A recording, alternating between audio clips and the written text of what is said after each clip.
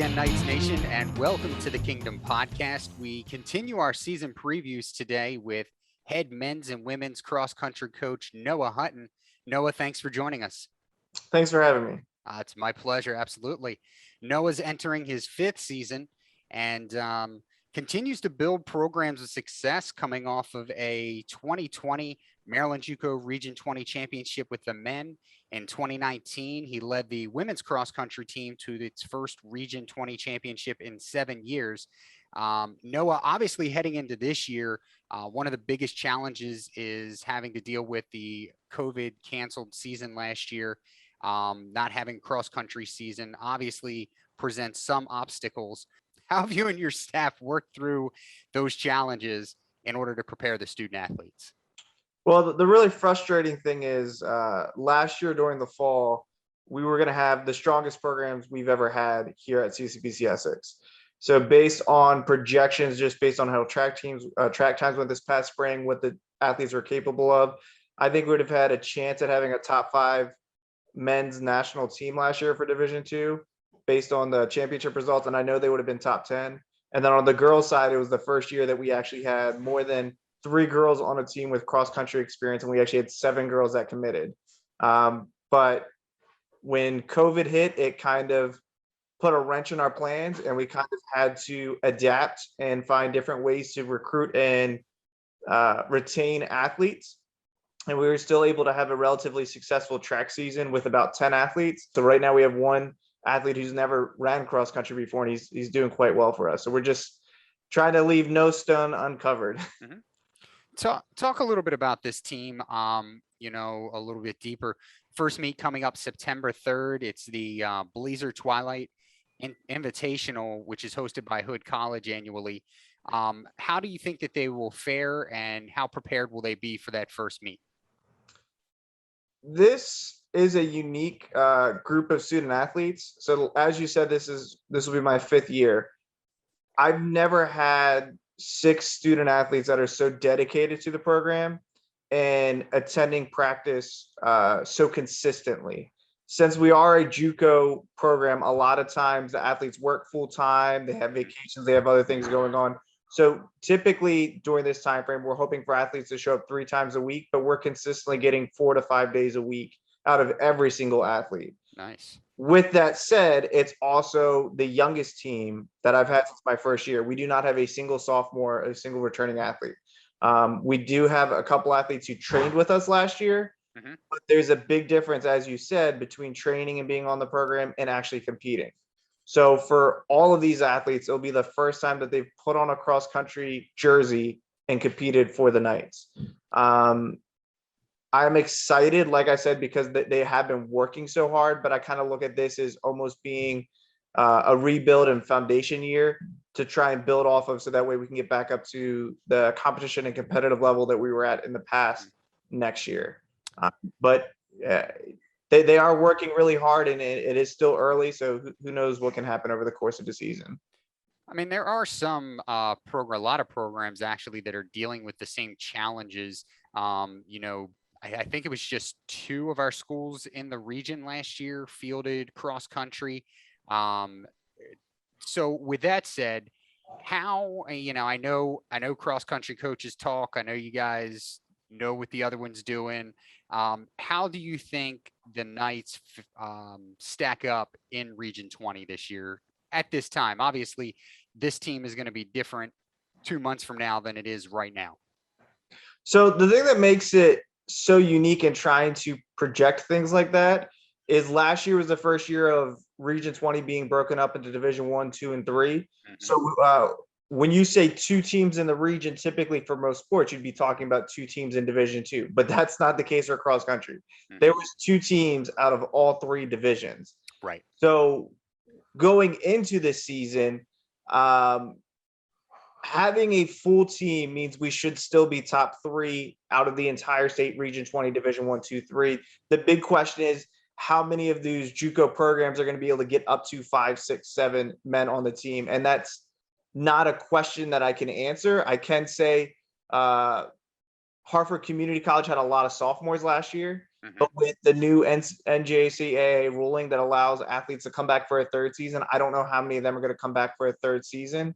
Hagerstown is on a whole nother level, but they're Division I, so we'll see them at the championship, but we won't be directly competing against them for Region 20. For Maryland, they should be the favorites. I mean, they have 3 athletes who were in the top third of the half marathon last year. And Hagerstown, I believe, was in the top half as a whole team in the NGCAA Division I half marathon competition. So they should have a very strong program. And the other thing that makes it very unique, which is going to make it very hard to predict the JUCO national championship or JUCO Region 20 and Maryland championship for cross country. Typically, most of the JUCO programs go to the same meet, so you see the same teams every meet, every other meet, and you kind of see how you're improving and how you stack up against them. I looked at the other JUCO program schedules, and that's not the case this year. We will not face Hartford Community College until the championship. We will see Hagerstown maybe twice. Carroll, we might see once.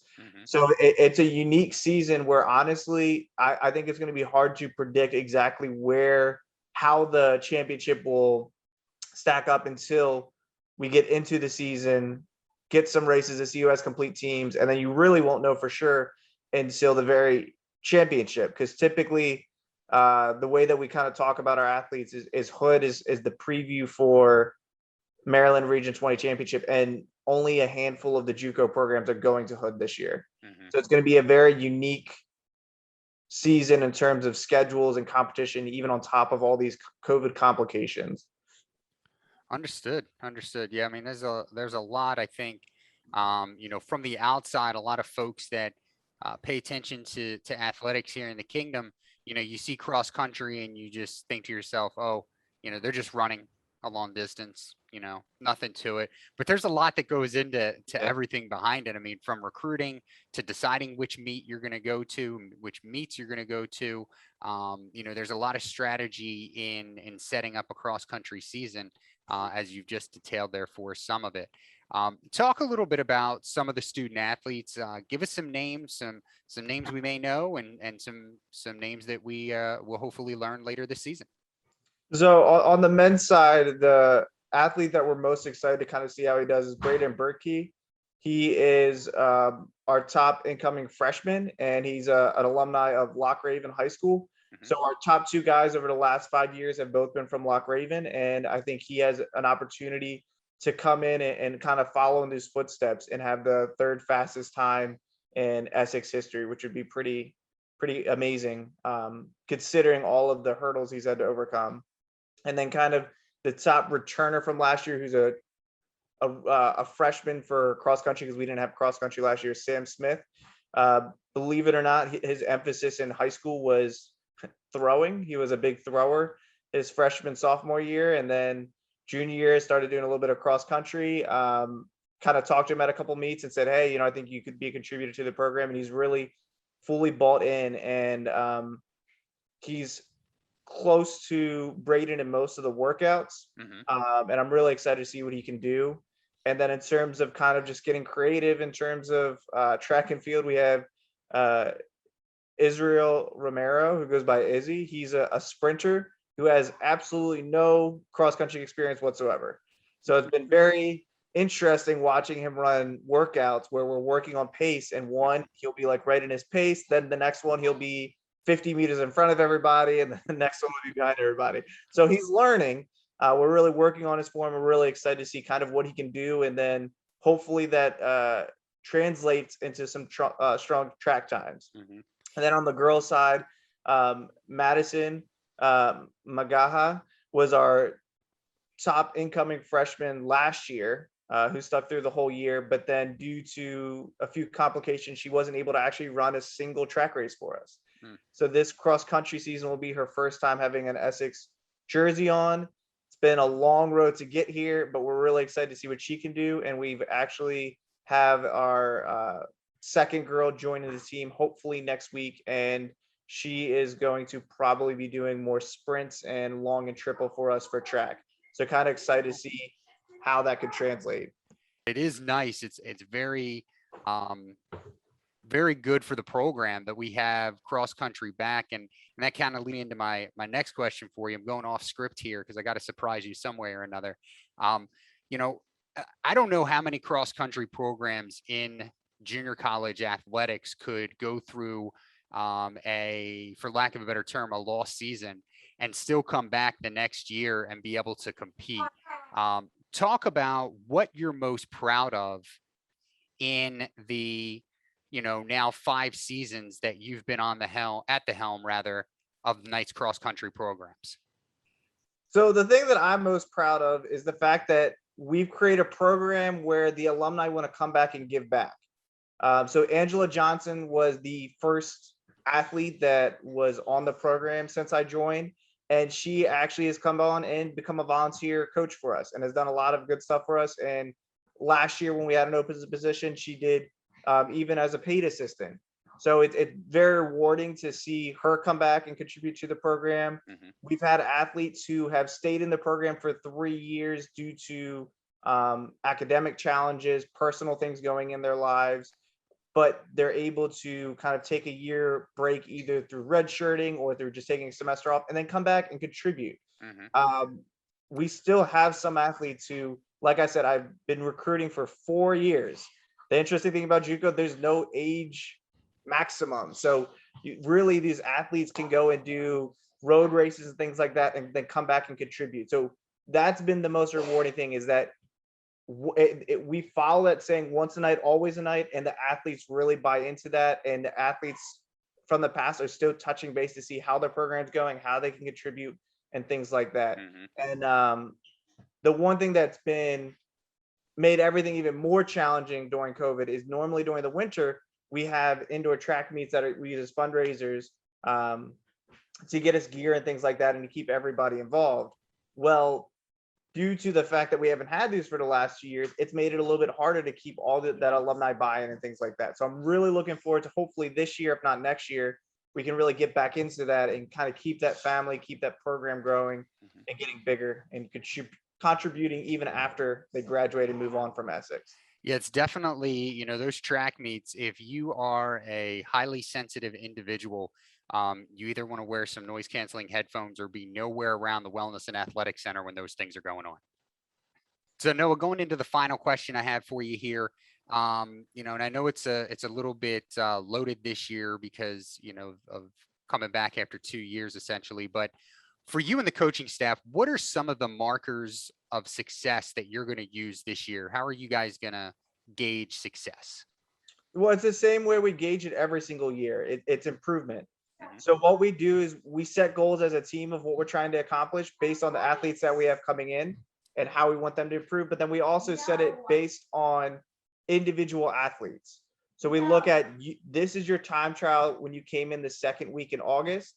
This is what you ran. We're going to do a 2-mile time trial this Friday. We'll see if they improve in their time. And then we do the same thing throughout the whole season for cross country races. Mm-hmm. All of our workouts at Essex, what we do, because a lot of our athletes are not traditional distance athletes who have years of experience, is to learn their pace, figure out what their training zones are, so that way they can learn to become a better and a more efficient distance runner.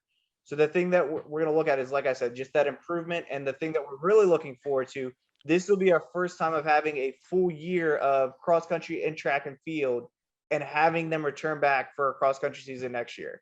So I think that's going to pay huge dividends. And I think that's one reason why Howard and Hagerstown have such strong programs. When the athletes train year round, it makes it a whole lot easier to keep them in shape, for them to be successful and stay engaged. It's very challenging to have athletes come in for a 3-month season, take 9 months off, and then try and come back. You can give them programs, you can give them training plans, but it's hard for many athletes to stay engaged in that plan for 9 months when they aren't competing and they're not meeting with the team. Mm-hmm. Most definitely. I think you guys are doing an excellent job, and congratulations and good luck for the upcoming season. As always, I thank you for joining us. Is there anything that you want to add that I didn't get a chance to ask or that we didn't talk about here today? No, I'm just really excited to see how the season goes. Excited for our coaching staff, and come back next year and see where we're at. All right, sounds good. Appreciate it. Noah Hutton, head men's and women's cross country coach. And make sure to follow Knights cross country and track and field on Twitter. They're at CCBC Essex _XC. Follow the athletics programs, all of them, at the athletics Twitter and Instagram account at CCBC Essex Sports. Make sure you subscribe to our YouTube channel, youtube.com/CCBC Essex Knights. That's where we have all of our live home games, highlights, and archived podcast episodes.